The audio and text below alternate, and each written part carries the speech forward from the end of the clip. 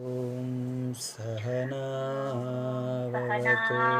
सहनौ भुनक्तु सह वीर्यं करवावहै तेजस्विनावधीतमस्तु मा विद्विषावहै। ॐ शान्तिः शान्तिः शान्तिः।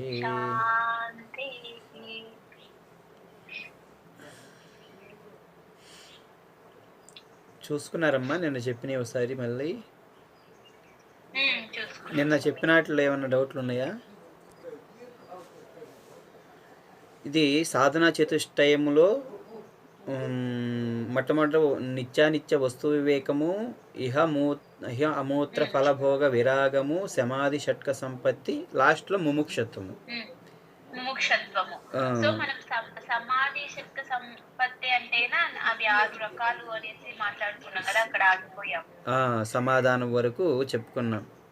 శమము, దమము, ఉపరమము, తితీక్ష, శ్రద్ధ, సమాధానం వరకు చెప్పాను. సమాధానం అంటే చిత్త ఏకాగ్రత వరకు వచ్చింది. ముముక్షుత్వం అంటే మోక్షం కావాలనేటువంటి తీవ్ర కోరిక కలిగినటువంటి వాళ్ళని ముముక్షులు అంటారు. ఇది సాధన చతుష్టయం గురించి చెప్పాడు. తత్వ వివేక స్వాధికారిణో భవంతి అంటున్నాడు ఇక్కడ. తత్వ వివేక స్యాధికారినో భవంతి అంటే తత్వ వివేకము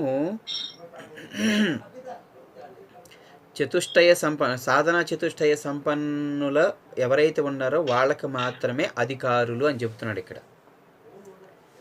ఇది ఎవరికి ఈ పాఠము అంటే ఎవరు చదువుకోవాలి అంటే సాధనా చతుష్టయ సంపన్నం కలిగినటువంటి వాళ్ళు మాత్రమే దీన్ని అర్హులు అని చెబుతున్నాడు. సాధన చతుష్టయం అంటే ఇప్పుడు మనం చెప్పుకున్నాయి, నిత్యానిత్య వస్తు వివేకం కలిగి ఉండాలంటే దానికి సంబంధించిన జ్ఞానం తెలిసి ఉండాలి.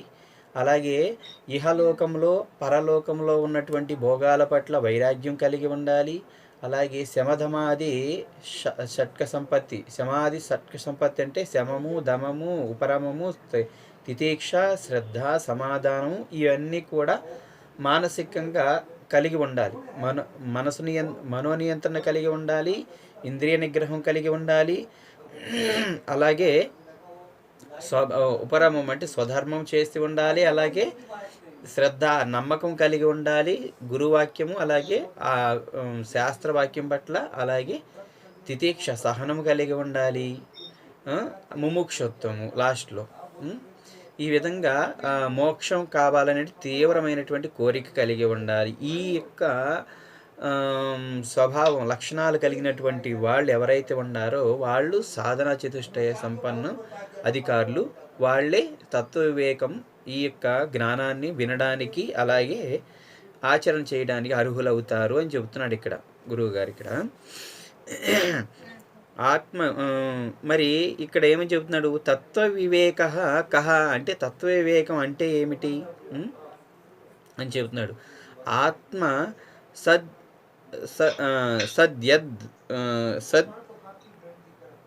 యస్తద్ అన్యత్ సర్వం మిథ్యేతి అంటే ఆత్మ యొక్కటే, ఆత్మా సత్. ఆత్మ అనేది ఆత్మ ఒక్కటే సత్తు అంటే ఆత్మ ఒక్కటే సత్యమైనటువంటిది, మిగిలినవి కూడా మాయా అంటే లేనటువంటివి.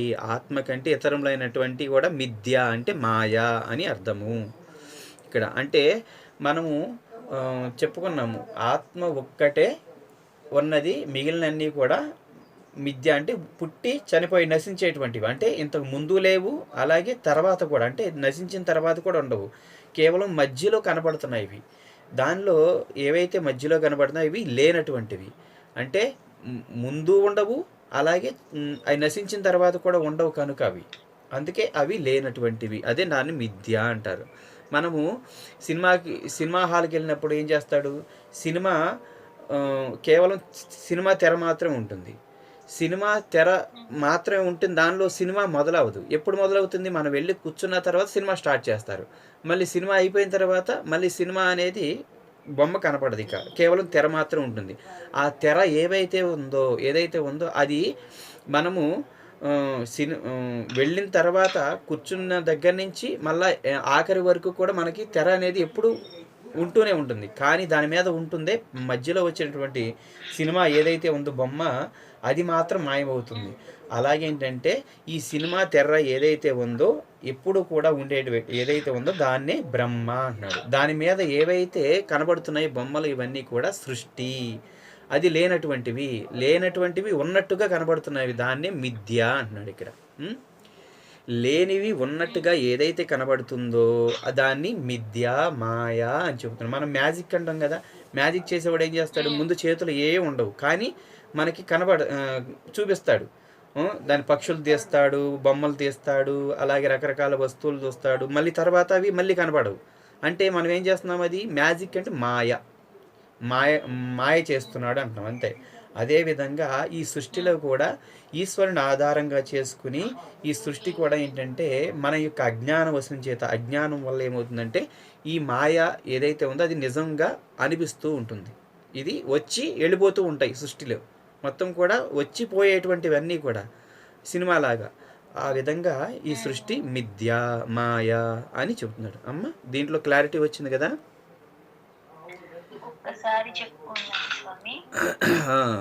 మిథ్య అంటే అర్థమైంది కదా, సినిమా ఎగ్జాంపుల్ అనమాట. ఆత్మ కహ అన్నాడు. ఆత్మ అంటే ఏమిటి ఇప్పుడు చెప్తున్నాడు. ఆత్మ అంటే దానికి నిర్వచనం చెబుతున్నాడు. ఇప్పుడు వరకు మనం చెప్పుకున్నది వేదాంతంలో ఉన్నటువంటి వాక్యాలే, కానీ ఏంటంటే దీని సూటిగా ఒక సరైన నిర్వచనం చెప్తున్నాడు. చూద్దామమ్మా. స్థూల సూక్ష్మ కారణ శరీరాత్ వ్యతిరిక్త పంచకోశాతీత సత్ అవస్థానత్రయ సాక్షి సచ్చిదానంద స్వరూప సన్ య అస్తి తిష్టతి స ఆత్మా అని చెప్పాడు.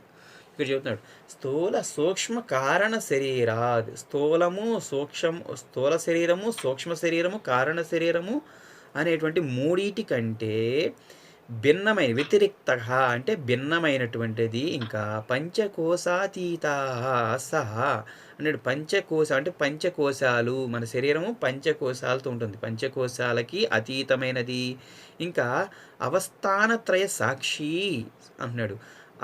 అవస్థలో ఉన్నటువంటి త్రయము అంటే 3 అవస్థలు ఉన్నాయంట. మళ్ళీ 3 అవస్థలకి సాక్షి అంటే కేవలము చూసేటువంటి వాడు మాత్రమే సాక్షి. అంటే సచ్చిదానంద స్వరూప సత్య తిష్టతీతి స ఆత్మ. సాక్షి అయినటువంటిది, సచ్చిదానంద స్వరూపమైనది ఏది ఉన్నదో అది ఏ ఆత్మ. ఆత్మకు నిర్వచనం చెప్పాడమ్మ ఇక్కడ. ఇప్పుడు దాంట్లో చెప్పినటువంటి ఒక్కొక్క దాని గురించి వివరిస్తున్నాడు. ఇప్పుడు స్థూల శరీరం అన్నాడు, సూక్ష్మ శరీరం అన్నాడు. ఈ స్థూల శరీరం అంటే ఏంటి, సూక్ష్మ శరీరం అంటే ఏంటి, అలాగే కారణ శరీరం అంటే ఏంటి, అలాగే ఈ యొక్క పంచకోశాలు అంటే ఏమిటి, అలాగే 3 అవస్థలు అంటే ఏమిటి, సచ్చిదానంద స్వరూపం అంటే ఏమిటో ఇక్కడ వివరిస్తాడు. మళ్ళీ ఇప్పుడు మొత్తం కూడా ఇక ప్రతిదీ కూడా ప్రతి పదానికి అర్థం చెప్పుకుంటూ వెళ్తారు శంకరాచార్యులు గారు. ఏమని చెప్తున్నాడు, స్థూల శరీరం కిం అంటే స్థూల శరీరం అంటే ఏమిటి అంటున్నాడు. ఇక్కడ స్థూల శరీరము అంటే ఇంక చెబుతున్నారు దీనికి పంచీకృత పంచమహాభూతై కృతం సత్కర్మజన్యం సుఖ దుఃఖాది భోగాయతనం శరీరం అస్తి జాయతే వర్ధతే విపరిణితే అపక్షీయతే వినశ్యతి షడ్వికారవత్ ఏతత్ స్థూల శరీరం. పంచీకృతలగు పంచమహాభూతాలచే తయారు చేయబడింది అన్నాడు. పంచీకృతమైనటువంటి పంచమహాభూతాలు అంటున్నాడు. పంచీకృతం అంటే ఏంటి, ఇక్కడ పంచమహాభూతాలు మనకు కనపడే తెలుసా మీకు? పంచమహాభూతాలు అంటే భూమి, నీరు, నిప్పు, గాలి, ఆకాశము, ఇవి పంచభూతాలు. ఈ పంచభూతాలు మనకి ఇప్పుడు కంటికి కనపడుతున్నాయి కనుక వీటిని ఏమి చెప్తున్నాడు అంటే ఈ పంచభూతాల్లో ఇప్పుడు మన కంటికి కనబడుతున్నాయి అంటే దాంట్లో ఏమేమి ఉన్నాయి అంటే ఇక్కడ భూమిలో మనము కేవలం భూమి లేదు, దాంట్లో భూమిలో ఏమేమి ఉన్నాయి, మిగిలిన 4 కూడా కలిసి ఉన్నాయి. 5 కదా పంచభూతాలంటే. భూమి ఒకటి అనుకుంటే దానిలో అర్ధభాగము భూమి అనుకుంటే మిగిలిన అర్ధభాగంలో ఇంకా గాలి, నీరు, అలాగే నిప్పు, ఆకాశము, ఈ 4 కలిసి అర్ధభాగం భూమి కలిసి మొత్తం కలిపి భూమిగా మనం కనబడుతుంది. ఇదే పంచీకరణము అంటారు దీన్ని. ఈ విధంగా కలిసినటువంటిది అంటే 1/8 అంటే మిగిలినటువంటి అన్నీ కూడా కలిసి దాంట్లో ఉండడం అన్నమాట మొత్తం కూడా. ఈ విధంగా భూమి అర్ధభాగం ఉంటే మిగిలినవి 4 కూడా అర్ధభాగంలో ఉంటాయి. ఈ 2 కలిస్తే ఒకటి అవుతుంది. అందుకే అప్పుడు భూమిని మాత్రము చూడగలుగుతాము, స్పృశించగలుగుతాము, దాని అనుభూతి పొందగలుగుతాము. భూమిలో ఏముంటాయి, మిగిలిన 4 ఉంటాయి. అలాగే ఆకాశంలో దీంట్లో అలాగే నీటిలో కూడా ఇదే విధంగా ఉంటుంది, పంచీకృతమైనవి ఉంటాయి. దానిలో కూడా అర్ధభాగం నీరుంటే అర్ధభాగం ఇంకా 4 ఉంటాయి. ఈ విధంగా ప్రతిదీ కూడా ప్రతిదానిలో కూడా ఈ విధంగా పంచీకృతమైనటువంటి పంచమహాభూతాలతో తయారైనటువంటిది ఈ స్థూల శరీరం అన్నాడు. మరి పంచభూతాలతోనే తయారైంది శరీరము, అవునా కదా? అది ఎలాగంటారా, ఈ శరీరాన్ని మీరు పరిశీలన చేసుకుంటే ఈ శరీరంలో పంచభూతాలు ఉన్నాయో లేదో మీరు పరిశీలన చేస్తే అర్థమవుతుంది. ఇప్పుడు మనకు కనపడేటువంటి శరీరంలో పంచభూతాలు ఉన్నాయా లేదా? ఉన్నాయి కదమ్మా. ఇప్పుడు మన శరీరంలో చెమట పట్టిందనుకో, ఇలా అంటే మట్టి పైకి వస్తుందా లేదా? ఇలా అంటే మట్టి పైకి వస్తుంది కదా మనకి, అవునా? అలాగే తర్వాత దీనిలో నీరు ఉందా శరీరంలో? నీరు ఉంటేనే కదా రక్త ప్రసరణ జరుగుతుంది చక్కగా. మనం నీళ్లు తాగుతున్నాము, నీళ్లు ఉన్నాయి. అలాగే వాయు సంచారం ఉంది కదా, వాయువు ఉంది కదా లోపల, వాయువు ఉంది తెలుస్తుంది. మరి నిప్పు ఉందా? నిప్పు మరి 98 డిగ్రీల టెంపరేచర్ ఉంటుంది కదా. మరి థర్మామీటర్ పెడితే మనకు తెలుస్తుంది లోపల ఎప్పుడు టెంపరేచర్ ఉంటుందని, అవునా? వేడి అంటే అగ్నితత్వము. అగ్నితత్వం ఏంటంటే వేడి. అందుకే వేడి అంటే అగ్ని కూడా ఉంది. అయితే ఆకాశం ఉందా అంటే, ఆకాశం అంటే ఇప్పుడు వరకు మనకి ఏం చూసాము, పైన కనపడే ఆకాశాన్ని ఆకాశం అనుకున్నాం కదా.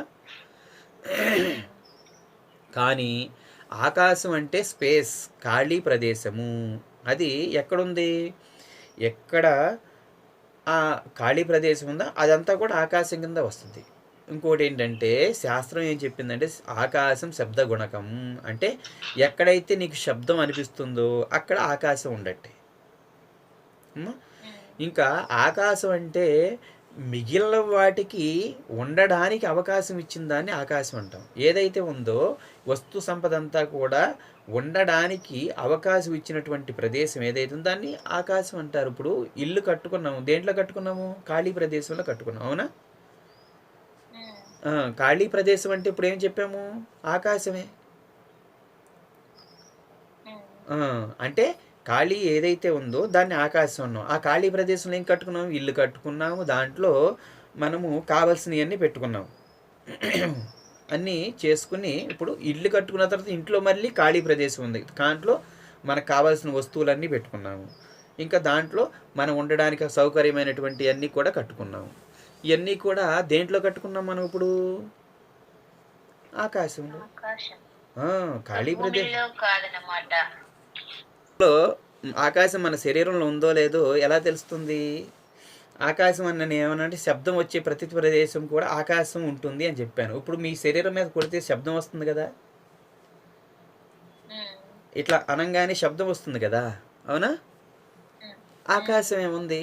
అందుకే మన శరీరంలో జీర్ణాశయం కానీ, గుండె కానీ, ఊపిరితిత్తులు కానీ మిగిలినటువంటి ఈ అవయవాలన్నీ ఉండడానికి దేంట్లో అవకాశం ఇచ్చింది కదా.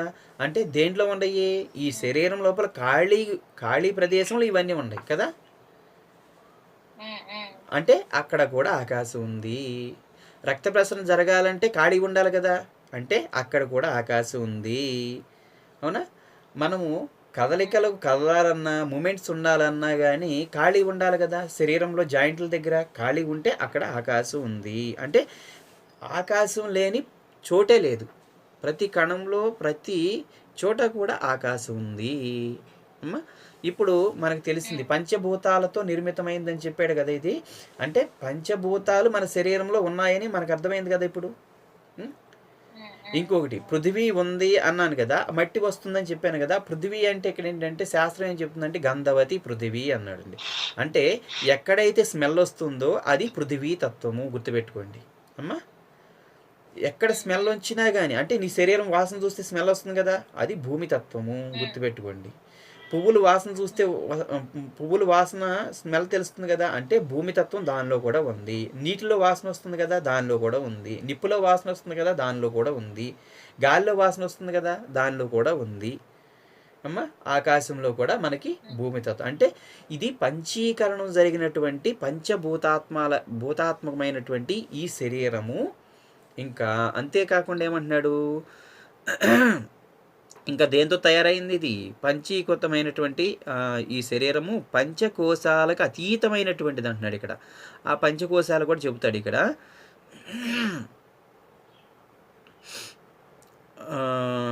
పంచీకరణము అయింది సత్కర్మజన్యము అన్నాడు ఇక్కడ. సత్కర్మలు అంటే ఇక్కడ సత్కర్మలు దుష్కర్మలు అని రెండు ఉంటాయి. అంటే మంచి పనులు చెడ్డ పనులు అని అంటారు అమ్మ.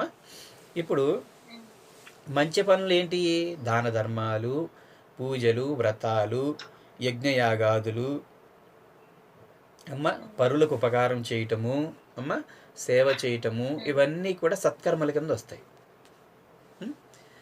దీనికి వ్యతిరేకంగా ఏవైతే ఉండే దుష్కర్మలు, ఇతరులను హింస చేయటము, దొంగతనాలు చేయటము, వ్యభిచారము, అబద్ధాలు ఆడటము, మోసం చేయటము, దోపిడీ చేయటము, ఇవన్నీ కూడా దుష్కర్మల కింద వస్తాయి.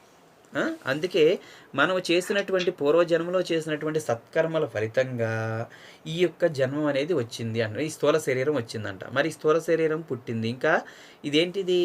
సుఖ దుఃఖములకు మొదలగు వీటన్నిటికి కూడా భోగ సాధనము. మనము సుఖిస్తున్నాం అంటే తినే దాంట్లో రుచిగా ఉందనుకో ఆనందపడుతున్నాం, దాన్ని సుఖము అంటాం. వినే దాంట్లో హాయిగా ఉందనుకో ఆనందపడుతూ ఉంటాం, దాన్ని కూడా సుఖం అంటాం. అంటే తినే దాంట్లో, వినే దాంట్లో, స్పర్శించే దాంట్లో, అలాగే చూసే దాంట్లో, అలాగే మనము ముక్కుతో వాసన చూసే దాంట్లో, ప్రతి దాంట్లో కూడా ఒక ఆయుధనము ఆనందం కలుగుతుందంటే దాన్ని సుఖము అంటాం. దానికి వ్యతిరేక్తంగా ఏదన్నా విరుద్ధంగా ప్రతికూలంగా జరిగిందనుకో, అంటే బాగా కారంగా మంటగా ఉందనుకో, కళ్ళంటే నీళ్ళు వస్తూ ఉంటాయి, మనసు బాధగా అనిపిస్తుంది, తినలేకపోతుంది, దాన్ని దుఃఖము అంటాం. అంటే ప్రతికూలంగా ఉండడము. ప్రతిదీ కూడా వినడానికి కష్టంగా ఉందనుకో, దాన్ని ప్రతికూలమైనటువంటి ధ్వని అంటాం. అంటే దానివల్ల కూడా దుఃఖం అనిపిస్తుంది, అబ్బా అశాంతిగా దుఃఖంగా అనిపిస్తుంది. స్పర్శించడం అంటే ఇలా తాకితే చాలా వేడిగా తట్టుకోలేనంత చల్లగా ఉంది అంటే తట్టుకోలేని, అది దానివల్ల కూడా మనకేమవుతుంది? ప్రతికూలం, అంటే దుఃఖము కలుగుతుంది. అంటే సుఖము దుఃఖము వీటన్నిటికీ ఆశ్రయం ఏంటి? ఈ స్థూల శరీరమే. దీనిలోనే తెలుస్తుంది. ఈ స్థూల శరీరం వల్లే మనకి సుఖ దుఃఖాలు తెలుస్తాయి కదా. అందుకే భోగాయతనము అన్నాడు. అందుకే దీన్ని అనుభవించే సాధనము. అలాగే శరీరము ఇంకా ఏమంటున్నాడు ఇక్కడ? పంచీకృతమైంది ఇంకా అంటున్నాడు, సత్కర్మల జన్యమైనది, సుఖ దుఃఖాలకు భోగాయతనం అంటున్నాడు. ఇంకా 6 వికారాలు కలిగింది అంటున్నాడు. ఇది 6 వికారాలని షడ్వికారాలు అన్నాడు. అస్థి, జాయతే, వర్ధతే, విపరిణితే, అపక్షీయతే, వినశ్యతి అని షడ్వికారాలు. ఈ శరీరానికి ఉన్నటువంటి లక్షణాలు చెబుతున్నాడు. ఇప్పటి వరకు మనకు తెలియదు కదా ఈ శరీరం ఏ విధంగా నశిస్తుందో, ఎలా పుట్టి ఎలా నశిస్తుందో చెబుతున్నాడు. అంటే ఉన్నది అంటుంది. ఈ శరీరం ఏంటంటే పుట్టక ముందేనేది ఉన్నది, అస్థి, పుట్టింది కదా, అది ఉన్నది. శరీరం పుట్టింది కదమ్మా, ఉన్నది అని తెలిసింది. తర్వాత పుట్టిన తర్వాత ఏమైంది? పెరుగుతూ వచ్చింది. చిన్నపిల్లవాడి నుంచి పెరుగుతూ పెద్దవాడు అయిపోవట్లేదు, శరీరం పెరుగుతుంది కదా, పెరుగుతున్నది. అలాగే మార్పు చెందుతుంది. పెరగటం అంటే ఏంటి? చిన్న శరీరం నుంచి మార్పు చెందుతూ మంచి అవయవాలు పెరగటము, మార్పు చెందటమే కదా. అన్నీ శరీరంతో మార్పు చెందుతున్నాయి. అలాగే మళ్ళీ పెరిగిన తర్వాత ఏమవుతుంది? ఇది ఒకానొక వయసుకు వచ్చిన తర్వాత, మధ్య వయసుకు వచ్చిన తర్వాత, అంటే సుమారు 50 సంవత్సరాలు వచ్చిన తర్వాత ఏమవుతుంది, మళ్ళా ఈ శరీరము వెంట్రుకల దగ్గర నుంచి మనకి మార్పు తెలుస్తుంది. అంటే క్షీణించడం మొదలవుతుంది. ఎలాగూ వెంట్రుకలు తెల్లబడటం మొదలవుతుంది. అంటే మళ్ళీ క్షీణ దశకి స్టార్ట్ అయిపోయిందని అర్థం. క్షీణిస్తుంది. అలాగే విపరీత మార్పు చెందింది, క్షీణించటము, ఇంకా చివరికి ఏమైపోతుంది, నశిస్తుంది అన్నాడు. చివరికి ఏమైపోతుంది, శరీరం పడిపోతుంది. పడిపోయి ఏమైపోతుంది, దేనికి దానికి పంచభూతాల్లో కలిసిపోతుంది. ఇలాంటి వికారాలు కలిగినటువంటిది స్థూల శరీరము అని చెప్తున్నాడు. ఇప్పుడు సూక్ష్మ శరీరం గురించి చెప్తున్నాడు. సూక్ష్మ శరీరం అంటే ఏమిటి అన్నాడు. సూక్ష్మ శరీరం కిం అన్నాడు. సూక్ష్మ శరీరం అనగానేమంటే దీనికి చెప్తున్నాడు, అపంచీకృత సూక్ష్మ మహాభూతై కృతం సత్కర్మజన్యం సుఖ దుఃఖాది భోగ సాధనం జ్ఞానేంద్రియాణి పంచకర్మేంద్రియాణి పంచ ప్రాణాదయో మనశ్చ ఏకం బుద్ధిశ్చ ఏకా ఏవం సప్తదశ కళాభిః సహ యత్ తిష్టతి తత్ సూక్ష్మ శరీరం. ఇది సూక్ష్మ శరీరంలో ఇన్ని ఉన్నాయంట. మరి దీంట్లో ఒక్కొక్కటి మనం పరిశీలన చేద్దాం. అసలు సూక్ష్మ శరీరంలో ఆయన చెప్పినటువంటి విషయాలన్నీ కూడా. అపంచీకృత సూక్ష్మభూతై, ఇప్పుడు స్థూల శరీరంలో స్థూలమైనటువంటి పంచీకృతం చెందినటువంటి మహాభూతాల గురించి చెప్పాడు. పృథివీ అన్నీ కూడా మనకు కనబడుతున్నాయి కాబట్టి అవి స్థూలమైనటువంటివి. స్థూలమైనటువంటి విషయాలు మాత్రమే చూడగలిగిన శక్తి ఉంది మనకి, ఇంద్రియాలకి. అందుకే స్థూల శరీరానికి ఈ పంచీకృతమైనటువంటి పంచమహాభూతాలు. ఇప్పుడు సూక్ష్మ శరీరం మనకు కనపడదు కదా, దానికి ఏమంటున్నాడంటే అపంచీకృతం, అంటే భూమిగానే ఉంటుంది, దాంట్లో మరొకటి కలవదనమాట. పంచీకరణం చెందితేనేమో స్థూల శరీరంగా మనకి కనపడతాయి. అపంచీకృతం, ఇది కనపడినటువంటి శరీరం ఏంటంటే ఏవి కలవకుండా వేటికి వాటికే ఉంటాయి అన్నమాట. భూమిగానే ఉంటుంది, నీరుగా ఉంటుంది, అలాగే ఆకాశం ఆకాశంగా ఉంటుంది. దేనికి దానికే వేరుగా ఉండేది ఏదైతే అపంచీకృతం అంటారు. అపంచీకృతమైనటువంటి సూక్ష్మభూతమై, అంటే కనపడినటువంటి, స్థూలం కాదు ఇవి, సూక్ష్మంగా ఉన్నటువంటి మహాభూతాలు ఇవి. సూక్ష్మమైనటువంటి మహాభూతై అన్నాడు. ఈ మహాభూతాలు ఇంకా కృతం, వీటి చేత చేయబడినటువంటిది. ఇంకేమంటున్నాడు, సత్కర్మజన్యము, అంటే మంచి పనుల వల్ల ఇది పుట్టినటువంటిది. సత్కర్మజన్యం, ఇప్పుడు ముందు చెప్పాం కదా, సత్కర్మజన్యము, అది కూడా సత్కర్మజన్యం, ఇది సత్కర్మ. ఈ రెండింటికి కర్మ అనేది మంచి పనుల వల్ల పుట్టినటువంటిది. ఇంకా సుఖ దుఃఖాది భోగ సాధనం, ఇది కూడా ఇది ఉంటేనే మరి శరీరంలో, సూక్ష్మ శరీరంతోనే స్థూల శరీరము సుఖ దుఃఖాలు అనుభవిస్తూ ఉంటుంది. భోగ సాధనము, అలాగే ఇంకా ఇది దీంట్లో ఏముంటాయి, ఇప్పుడు మంచి సూక్ష్మ అపంచీకృతమైనటువంటి సూక్ష్మ మహాభూతాలు అంటే పంచతత్వాలు అని అర్థం అండి. అవి జ్ఞానేంద్రియాణి, మనము కనపడేటువంటి ఈ భౌతికంగా కనపడేటువంటి ఇంద్రియాలు కాకుండా లోపల ఉన్నటువంటిది ఏవైతే ఉన్నాయో దాన్ని ఏమంటారంటే జ్ఞానానికి ఇంద్రియాలు, ఇంద్రియ శక్తితో ఉన్నటువంటిది ఏదైతే ఉందో దాన్ని జ్ఞానేంద్రియాలు అంటారు. బయట కనపడేటువంటి ఈ పరికరాలు, కన్ను, చెవి అన్నీ కూడా కేవలము వస్తువులు లాంటివి. లోపల శక్తి ఏదైతే ఉందని ఇంద్రియ శక్తి అంటారు. అవే వాస్తవంగా సూక్ష్మమైనటువంటి శక్తి రూపంలో ఉన్నటువంటిది, దాన్నే జ్ఞానేంద్రియాలు అవి కనపడమన్నమాట. అలాగే జ్ఞానేంద్రియాలు, అలాగే 5 కర్మేంద్రియాలు. ఈ 5 కర్మేంద్రియాలకు కూడా ఉన్నటువంటి శక్తి అంటే ఈ తన్మాత్రలు అంటారు. సూక్ష్మమైనటువంటి ఈ తత్వాలను ఏమంటారంటే మాత్రలు అంటే సూక్ష్మమైనటువంటివి అని అర్థం. ఇక్కడ 5 కర్మేంద్రియాలు, 5 ప్రాణాలు అంటే తెలుసు కదా, మనం చెప్పుకున్నాం. అది ప్రాణ, అపాన, వ్యాన, ఉదాన, సమాన, ఇవి అన్నమాట. ఇవి 5 ప్రాణాలు. అలాగే మనస్సు, బుద్ధి అనేటువంటి 17 కళలతో కూడి ఉంటుందన్న సూక్ష్మ శరీరము అని చెప్తున్నాడు. ఈ సూక్ష్మ శరీరము ఈ విధంగా 5 పంచ తన్మాత్రలు అంటే పంచ మహాభూతాలు అని అర్థం. పంచమహాభూతాలు సూక్ష్మభూతాలు అన్నమాట. పంచమహాభూతాలు, 5 జ్ఞానేంద్రియాలు, 5 కర్మేంద్రియాలు ఏమైనాయి? ఎన్నైనాయి? 15 అయినాయి. 5 జ్ఞానేంద్రియాలు, 5 కర్మేంద్రియాలు 10, 5 పంచమహాభూతాలు 15, అలాగే పంచప్రాణాలు, 5 ప్రాణాలు పంచప్రాణాలు ఇది 20. 20. అంటే ఇది పంచభూతాలతో నిర్మితమై ఉందన్నాడు కదా, దీని లోపల ఉండేటువంటిది చెప్తున్నాడు అనమాట.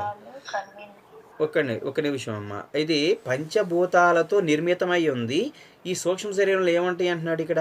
మనం తెలుసుకోవాల్సింది ఏంటంటే 5 జ్ఞానేంద్రియాలు, 5 కర్మేంద్రియాలు, 5 ప్రాణాలు, 15 అయినాయి కదా. మనస్సు బుద్ధి 17. అందుకే ఈ 17 వాటితో ఉన్నటువంటిది ఏదైతే ఉందో అది సూక్ష్మ శరీరంగా చెప్పాడు. ఇది సూక్ష్మ శరీరం గురించి వివరణ. ఈ యొక్క సూక్ష్మ శరీరం చెప్పాడు. ఇప్పుడు మరి తర్వాత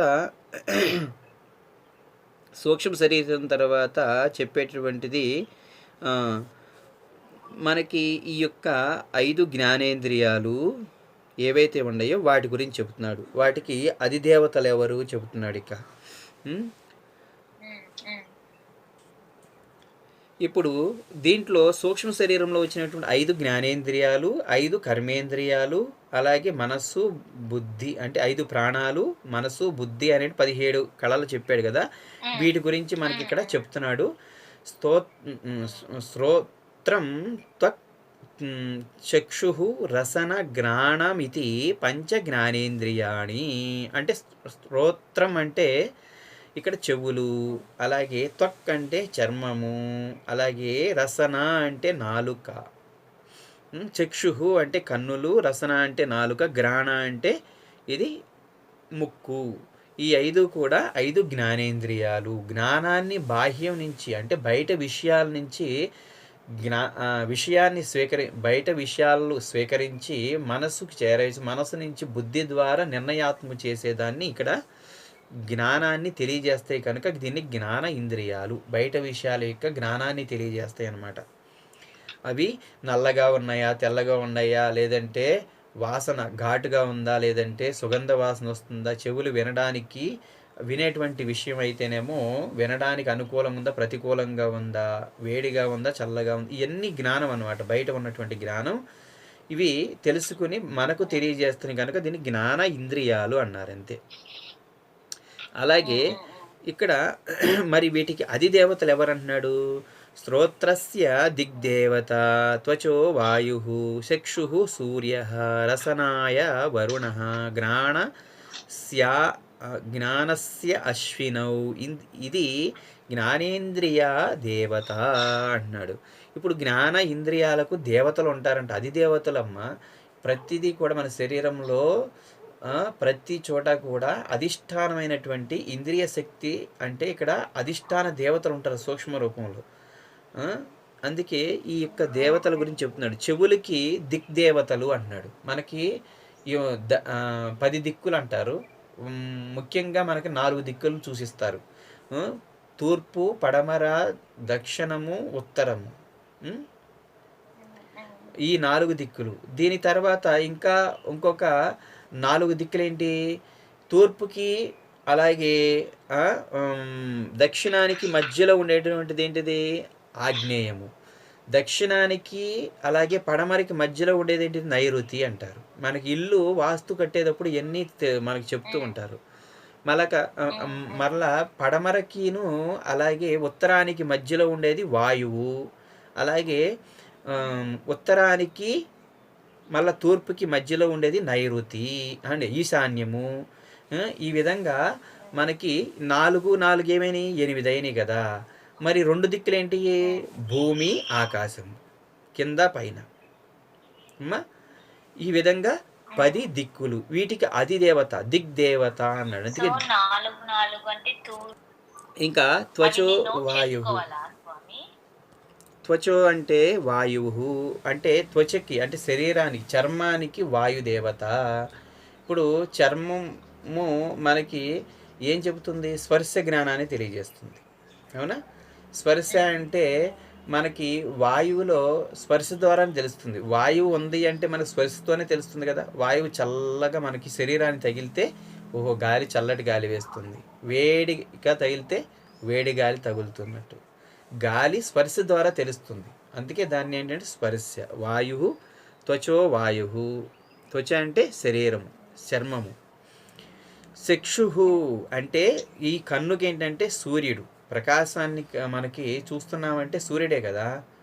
అందుకే సూర్యుడు చక్షు, కన్నులకి అధిదేవత. రసనాయ వరుణుడు, సూర్యుడు కన్నుకు అధిదేవత. రసనాయ నాలుకకి, అంటే ఈ నాలుక రసనం అంటే రసము అంటే ఇక్కడ జలం అనమాట. అక్కడ ఆ యొక్క జలముకి అధిదేవత వరుణుడు. వరుణుడే కదా, వర్షము కూడా జలమే కదా అమ్మ. వరుణుడు అధిదేవతగా ఉంటాడు. గ్రాణము అంటే ముక్కు, వాసన గ్రహించేటువంటిది ఏదైతే ఉందో ఆ యొక్క అధిదేవత ఎవరు? అశ్విని దేవతలు అంట. అశ్విని దేవతలు, ఈ అధిష్టాన దేవతలు ఈ విధంగా ఒక్కొక్క ఇంద్రియానికి ఇలా ఉన్నారు. కర్మేంద్రియాలు గురించి ఇప్పుడు విశేషంగా చెప్తున్నప్పుడు జ్ఞానేంద్రియాలు అయిపోయినాయి.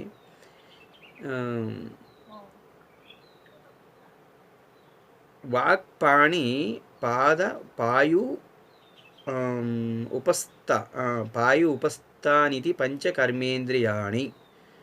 ఏంటి ఈ కర్మేంద్రియాల గురించి చెబుతున్నారు. కర్మేంద్రియాలు ఎవరు? వాక్ మాట్లాడే ఇంద్రియము, పాణి అంటే పాదములు, అలాగే పాణి అంటే చేతులు అంటే, అలాగే పాదములు అంటే కాళ్ళు, పాయు అంటే గుదము అంటే మలద్వారాలు, ఉపస్థ అంటే జననేంద్రియములు. వీటిని కర్మేంద్రియాలు అంటారు. కర్మలు చేసేటువంటి వాటిని కర్మేంద్రియాలు అంటారు. అంటే కదలికలతో కర్మలు చేసేటువంటి వాటిని అన్నిటిని కూడా కర్మేంద్రియాలు అంటారు. ఇంకా వాటికి అధిదేవతలు ఎవరు ఇక్కడ? వాచో దేవత వహ్ని, అస్తయోరింద్ర, పాదయోర్విష్ణు, పాయో మృత్యు, ఉపస్థస్య ప్రజాపతి ఇది కర్మేంద్రియాణి దేవతా. అంటే వాక్కుకి అధిదేవత ఎవరు? అగ్నిదేవతలు అంటున్నాడు. చేతులకు అధిదేవత ఎవరు? ఇంద్రుడు అంటున్నాడు. పాదములకు అధిదేవత ఎవరు? విష్ణువు అంటున్నాడు. అలాగే మలద్వారం గుదమునకు అధిదేవత ఎవరు? మృత్యువు అంటున్నాడు. అలాగే జననేంద్రియములకు అధిదేవత ఎవరు? ప్రజాపతి, బ్రహ్మ అంటున్నాడు. అధిష్టాన దేవతలుగా చెప్పాడు. ఇక ఈ విధంగా కర్మేంద్రియాలకి అధిదేవతలు చెప్పాడు. కర్మేంద్రియాల యొక్క పనులేంటి అంటే వాచో విషయో భాషణం, పాణ్యోర్విషయో వస్తుగ్రహణం, పాదయోర్విషయో గమనం, పాయోర్విషయో మలత్యాగః, ఉపస్థస్య విషయానంద ఇతి. అంటే వాక్కు దాని యొక్క పనేంటి? మాట్లాడటము, చేతులు అలాగే పాదములు నడవటము, కదలటం అనమాట. నడవటము, అటు ఇటు వెళ్ళడము. పాయువు మలను విసర్జించటము. ఉపస్థ సంభోగానందము, విషయ సంభోగానందము అనుభవించటము. ఇది వీటి యొక్క కర్మేంద్రియాల యొక్క పనులుగా వివరించాడనమాట. ఇక ముందుకు వెళితే కారణ శరీరం ఏంటో చెప్తున్నాడు ఇక్కడ. కారణ శరీరము కిం? కారణ శరీరం అనగా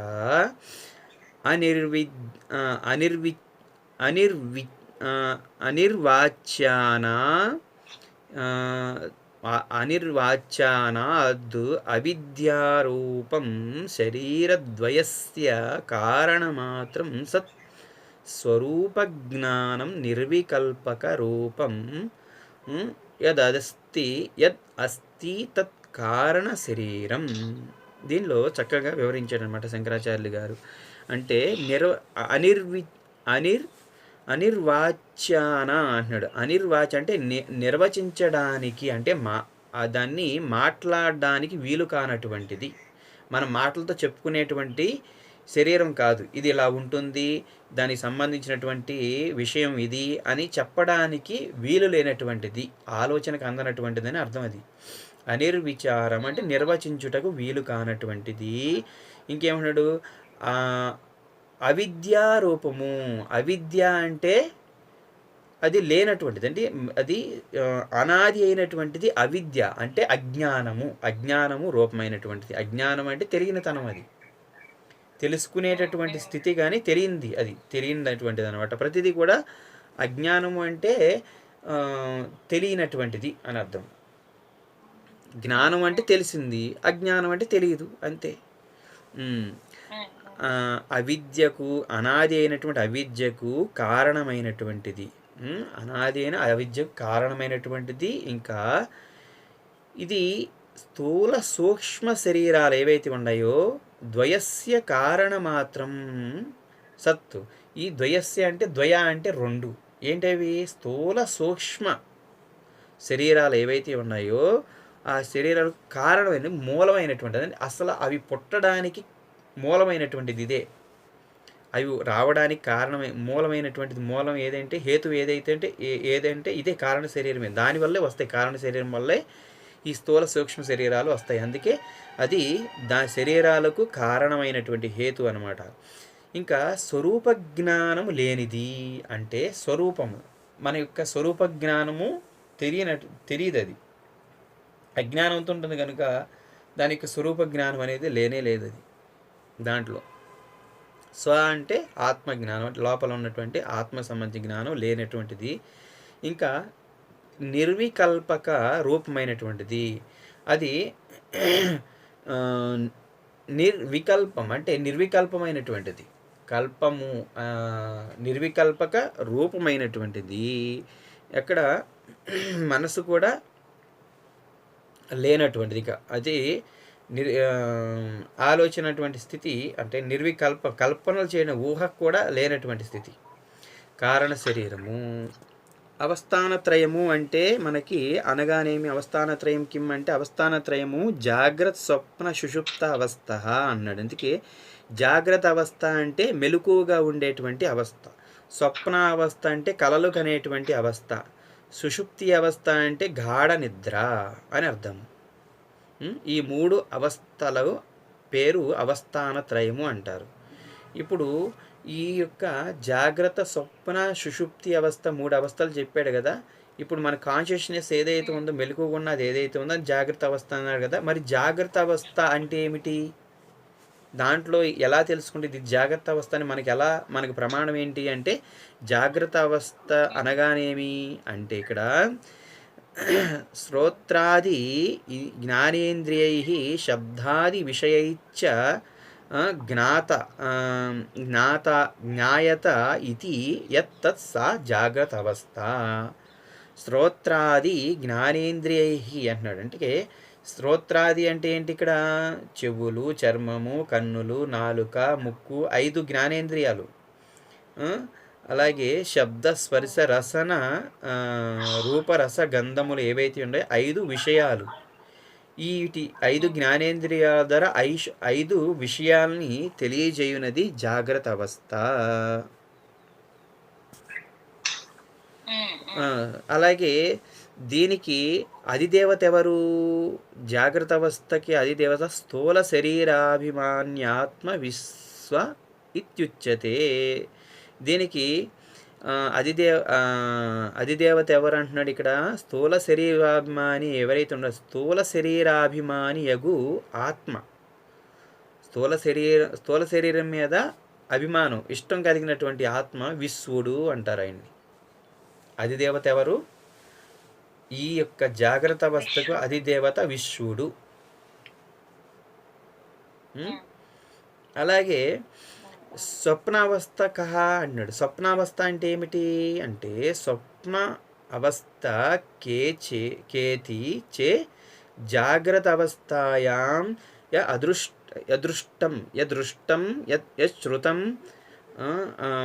తజ్జనిత వాసనాయ నిద్రా సమయే యత్ ప్రపంచ ప్రతీయతే స స్వప్నావస్థ అంటున్నాడు ఇక్కడ. అమ్మా, దీని స్వప్నావస్థ ఏంటంటే, ఏదైతే మనము జాగ్రత్త అవస్థలో ఇంద్రియాలతో అనుభవించినటువంటి విషయ జ్ఞానం ఏదైతే ఉందో దానివల్ల ఉత్పన్నమైనటువంటి వాసనలు మనం నిద్రా సమయంలో ఒకానొక నిద్రా సమయంలో ఒక ప్రపంచం అంటే నిద్రా సమయంలోనే ప్రపంచం నిద్రా సమయంలోనే ప్రపంచం ఏదైతే ఉందో కనబడుతుందో దాన్ని స్వప్నావస్థ అంటాం. ఇప్పుడు తర్వాత సుషుప్తి అవస్థ గురించి చెప్తాడు. ఇప్పుడు స్వప్నావస్థ గురించి చెప్పాడు కదా. స్వప్నావస్థ యొక్క